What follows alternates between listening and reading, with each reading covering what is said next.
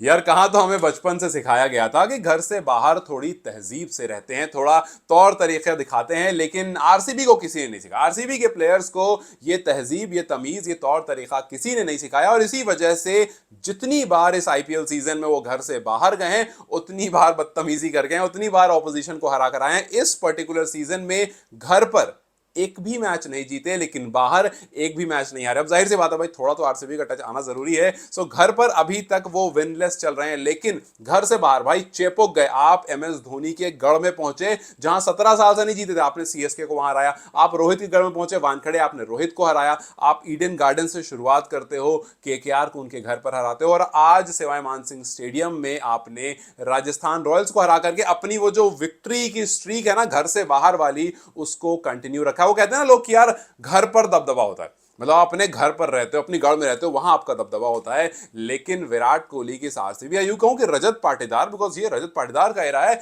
रजत पाटीदार की जो आरसीबी है उनका दबदबा घर पर तो बिल्कुल नहीं है, लेकिन घर से बाहर बराबर दबदबा बनाकर रखा है। और फोर्थ विक्ट्री हो गई इस पर्टिकुलर सीजन की, और हराने के बाद वो थोड़ा सा सॉल्ट डाल देते हैं, मतलब थोड़ा सा जले पर नमक छिड़क देते हैं फिल सॉल्ट के नाम का। भैया फिल सॉल्ट जो है वो अपना असॉल्ट आज भी बरकरार रखा, और आज उन्होंने राजस्थान रॉयल्स को बता दिया कि भैया देखो बैटिंग ऐसे होती है पावर प्ले में। जहां एक तरफ राजस्थान एक्चुअली में स्ट्रगल कर रहा था, यशस्वी जायसवाल के बैट पर उतनी अच्छे से कनेक्ट नहीं हो रही थी, संजू सैमसन समझ में नहीं आ रहा था उनको, वो रन बॉल यूजुअली नहीं खेलते हैं, बट आज वो रन बॉल खेल रहे थे, 100 से नीचे का स्ट्राइक रेट चल रहा था। और वहीं पर फिल सॉल्ट आते हैं, जोफ्रा आर्चर जैसे को वो 12-12, 15-15 रन ठोक देते हैं। अब आप समझ लो कि सॉल्ट जो इस टाइम पर कर रहे हैं, जो केकेआर ने छोड़ करके उनको गलती की है, वो आरसीबी में आकर के एग्जैक्टली वही काम कर रहे हैं। हालांकि इसमें कंट्रीब्यूशन सामने से राजस्थान रॉयल्स का भी है। भैया आप अगर कैच पर कैच छोड़ोगे, आप देखो पहले आपने विराट कोहली का कैच छोड़ दिया 7 रन पर, फिर उसके बाद आपने फिल सॉल्ट का कैच छोड़ दिया,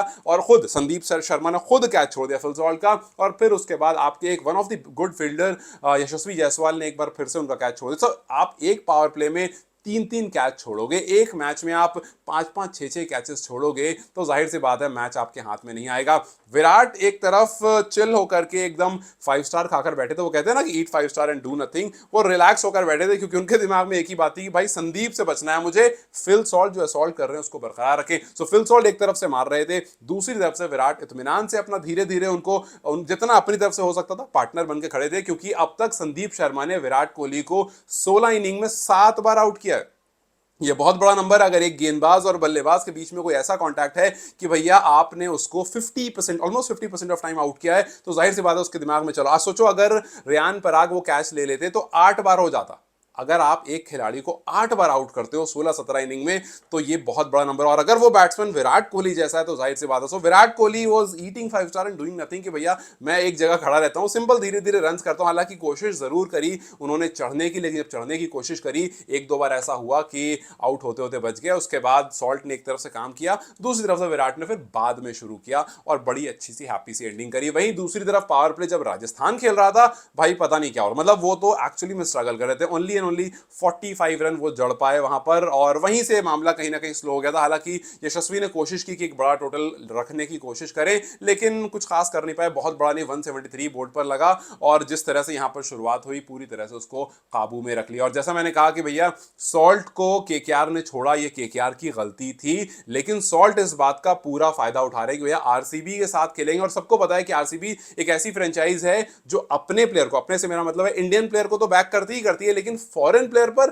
थोड़ा सा उनका सॉफ्ट हार्ट रहता है, थोड़ा सॉफ्ट कॉर्नर रहता है, और वो फॉरेन प्लेयर को थोड़ा ज्यादा बैक करते हैं। सो सॉल्ट जिस तरह के खिलाड़ी हैं, जिस तरह से इस पर्टिकुलर सीजन में वो खेल रहे हैं, वो हालांकि पिछला सीजन ही बहुत ज्यादा केकेआर के लिए उन्होंने 40 के एवरेज से रन बनाए थे, स्ट्राइक रेट 182 का था, 400, 450 के आसपास रन बनाए थे, लेकिन उसके बावजूद केकेआर ने, भाई उनके पास इतने सारी लिस्ट थी, उन्होंने कहा फिल सॉल्ट को जाने देते हैं, और फिल सॉल्ट ने बता दिया कि आपने मुझे छोड़ करके कितनी बड़ी गलती की। फिल सॉल्ट हर बार पावर प्ले में लगभग 200 के स्ट्राइक रेट से रन करते हैं, और जिस दिन उनका बल्ला चल गया, मामला क्लियर है कि भैया ऑपोजिशन जो है वो अब सोचो, सिर्फ वो बैटर नहीं है भैया, वो गन फील्डर है। मतलब भाई जहां पर वो खड़ा रहेगा जबरदस्त फील्डिंग करता है, वो विकेट कीपर ऑप्शन भी देता है आपको, और साथ साथ एक्सप्लोसिव ओपनिंग भी देता है। सोचो विराट कोहली दूसरे एंड पर, कभी कभी वो भी एक्सप्लोसिव रहते हैं, कभी कभी थोड़ा शांत रहते हैं, लेकिन सॉल्ट अपना काम पूरी तरह से करके आते हैं। वो जब से क्रिस गेल हटे हैं ना आरसीबी से, ऐसा लग रहा है दूसरा क्रिस गेल आ गया, राइट। हालांकि Chris Gayle was a little different beast, लेकिन फिर भी क्रिस गेल की कमी नहीं महसूस होने दे रहे हैं, और शायद ये बहुत बड़ा कॉम्प्लीमेंट है किसी भी के लिए भी कि आप एक टीम को क्रिस गेल जैसे बैटर को उसको रिप्लेस कर रहे हो। आज बंदे ने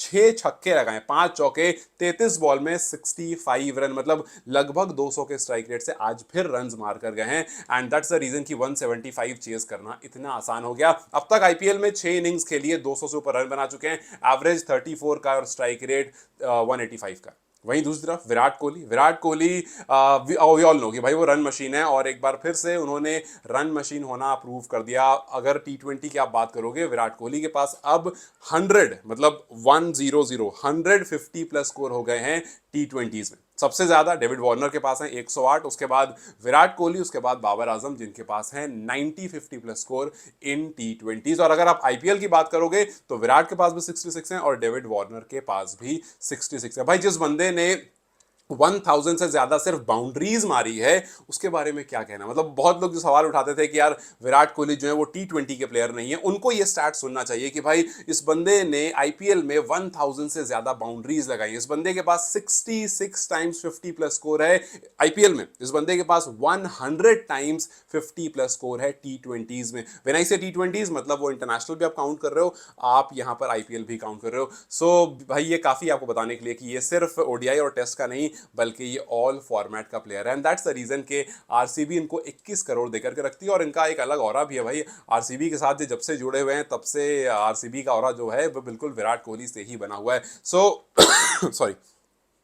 सॉरी जिस तरह से आज विराट कोहली और संदीप का आमना सामना हुआ, एक बार लगा कि यार कहीं फिर से वो विकेट लेकर ना चले जाएं। जब बॉल उड़ी, जब रियान पराग के हाथ में आई, तब भी लगा कि यार कुछ कारनामा हो सकता है, लेकिन फिर वहां पर कैच छूटा और फिर बस कहते हैं कैच छूटा मैच छूटा, you drop the catch and then you lose the match. और वही एग्जैक्टली हुआ। विराट कोहली भी इस सीजन में कमाल कर रहे हैं। 59 नॉट आउट, 31 ऑफ 30 बॉल, 67 की पारी खेली थी 42 में, 45 बॉल में 62 नॉट आउट, 14 बॉल में 22 रन। मतलब ऑलमोस्ट हर मैच में वो 20, 25, 30, 40 रन की पारी खेल देते हैं, और अगर जो बड़ी होती है उसमें 60s में 70s में आकर के रन्स कर देते हैं। सो ओपनिंग वाली जो पार्टनरशिप है फिल सॉल्ट के साथ आकर के, वहां पर इन्होंने आरसीबी को पूरी तरह से कनेक्ट कर रखा है। एंड गुड टू सी के पडिक्कल जो पिछले कुछ पारियों से स्ट्रगल कर रहे थे, वो आज आकर के अपना काम करके आते हैं और इस आरसीबी के लिए 1000 रन कंप्लीट कर लेते हैं। तो वो भी थोड़ा सा रिलैक्स होंगे यार, चलो बहुत दिन से रन नहीं लग रहे थे। बहुत लोग कह रहा था कि पडिक्कल जो है वो एक लूप होल है इस आरसीबी टीम का, लेकिन जब वो रन करने लगे तो आरसीबी टीम भी अब थोड़ा सा रिलैक्स हो गई। फिलहाल आरसीबी टेबल पर नंबर 4 पर चली गई है। टेबल जो है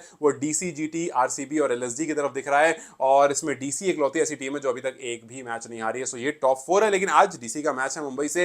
यू नेवर नो क्या होता है, क्योंकि मुंबई एक अनप्रिडिक्टेबल टीम है। टीम बहुत स्ट्रांग है, फॉर्म बहुत खराब है। लेट्स जस्ट सी कि क्या वो उस फॉर्म में वापस आ सकते हैं जहां पर उनका विनिंग वेज शुरू हो। वहीं दूसरी तरफ Yashasvi Jaiswal looked good today, 47 ball में 75 रन्स, और पूरी टीम ने फिर वही 20-25 की कंट्रीब्यूशन की। 15-30-35 संजू, रेयान पराग और ध्रुव जुरेल की कंट्रीब्यूशन आई, और फिर बड़ा टोटल बोर्ड पर लग नहीं पाया। लेकिन संजू को अगर आप देखो और दूसरी तरफ जायसवाल को देखो, दिमाग में ये बात जरूर आती है क्या टी20 वर्ल्ड कप है नेक्स्ट ईयर, यही होने वाला है, इंडिया होस्ट करने वाला है। सो जो ओपनिंग पेयर है, जिसमें हमने देखा अभिषेक शर्मा की तेज तर्रार सेंचुरी, हमने देखा रिसेंटली पिछले 2 मैचेस में यशस्वी जायसवाल को रन करते हुए, फिर उसके बाद शुभमन गिल चल रहे हैं, फिर उसके बाद संजू सैमसन ऑप्शन में, और ऑप्शन की लिस्ट जो है वो और बढ़ती जा रही है। कुछ लोग तो प्रियांश आर्या का भी नाम लेना शुरू कर चुके हैं, but may be it will be too early. लेकिन ये जो प्लेयर्स हैं जो ऑलरेडी इंडिया रिप्रेजेंट कर चुके हैं, इनमें से कोई 2 होगा जो इंडियन टीम में सेलेक्ट होगा एज एन ओपनर, और लिस्ट जो है वो काफी बड़ी है। अब देखना यह है कि इस आईपीएल में परफॉर्मेंस कैसी रहती है, और उसके बाद इवेंचुअली जब आईपीएल खत्म होता है, तब जब टीम का अनाउंसमेंट होता है जो भी आगे फर्दर सीरीज है उसके लिए, उसमें कौन कौन सेलेक्ट होता है, उस पर बाद में बात करेंगे। लेकिन फिलहाल RCB is on a winning ways, खास करके घर से बाहर। घर के अंदर अभी तक शुरुआत नहीं हुई है। क्या घर के अंदर भी विनिंग वेज स्टार्ट होंगे, और क्या वाकई वो जो टैग है ई साला कप नाम दे, क्या वो सच होगा? खैर वो तो वक्त ही बताएगा। I don't really like saying that a lot, लेकिन हाँ, घर पर विक्ट्री होगी या नहीं होगी ये देखना जरूर इंटरेस्टिंग होगा। और क्या फिल सॉल्ट का सॉल्ट इसी तरह से कंटिन्यू रहेगा? Will wait and watch to the new guys. Take care, I will see you very soon, bye.